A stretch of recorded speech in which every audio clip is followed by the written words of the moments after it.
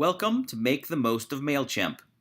This is part 1, Who, What, When, Where, and Why. Use Mailchimp. After completing this course, you'll understand the big picture of Mailchimp. You'll have the fundamental knowledge that you need to figure out all of the various features on your own. And after completing this section, you'll understand the very basics of Mailchimp and how it's different from sending email to one person or to a small group. So here are the 5 questions. Who uses Mailchimp? What do they use it for? When is the best time to use it? Where does the target audience get the message? And why use Mailchimp instead of competing email programs? So let's start with that first question. Who uses Mailchimp? Just about everybody. And that's because about 3/4 of Americans send and receive email. It's the most universal form of communication available today. That's why just about every environmental organization does or should maintain some kind of email list. Email is particularly important for the government. When the government over-relies on social media, it is effectively forcing citizens to become customers of for-profit social media companies. If the government uses email, the citizens get to choose for themselves how they receive the messages from the government. Now, Mailchimp claims it has 10 million customer accounts all across the world and sends more than 1 billion emails every day. Odds are pretty good that you got an email sent by Mailchimp sometime today. Now, what do they use Mailchimp for? The most important thing to understand is that they use Mailchimp to send emails to hundreds, thousands, or even larger groups all at once. That's what the tool is for. It's a good tool for newsletters. It's a good tool for fundraising appeals. It's a good tool for event promotion. Any situation where you want to send the same message to hundreds, thousands, or even more people at once, that's where Mailchimp comes in. Now, when is the best time to use it? That's actually a 2-part question. So you might ask yourself, what's the best time to send emails? The time of day and the day of the week does matter. Now, according to Mailchimp, the best time to send a message is around 10 a.m. local time, Monday through Friday.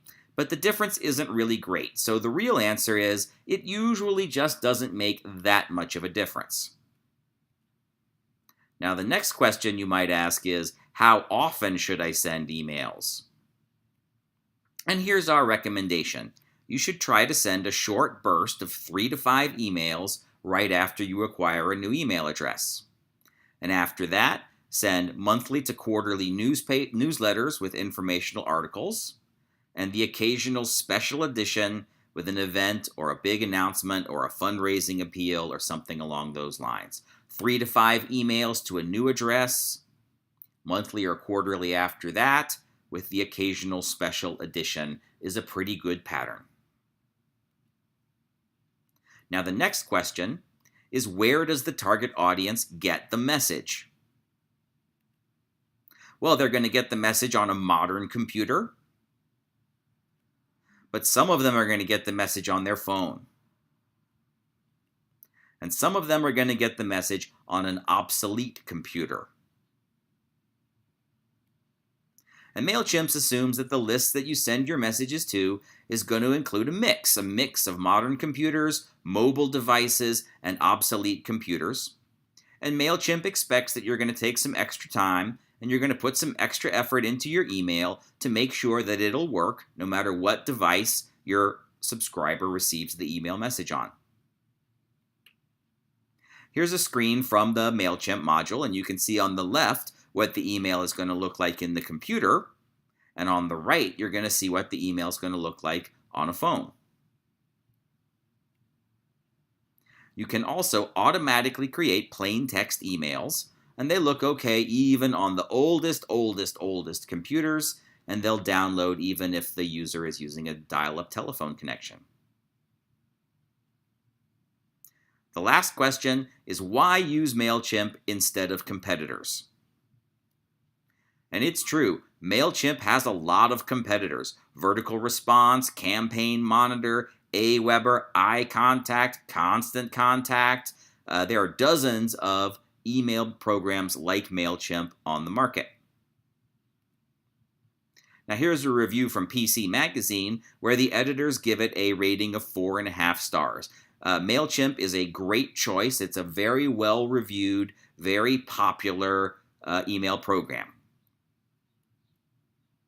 But all of those services are really pretty good. So if you prefer to use Constant Contact or Vertical Response or Aweber, that's fine. God bless you.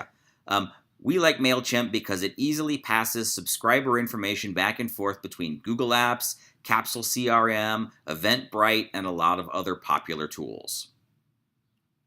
And that's the who, what, when, where, and why of Mailchimp.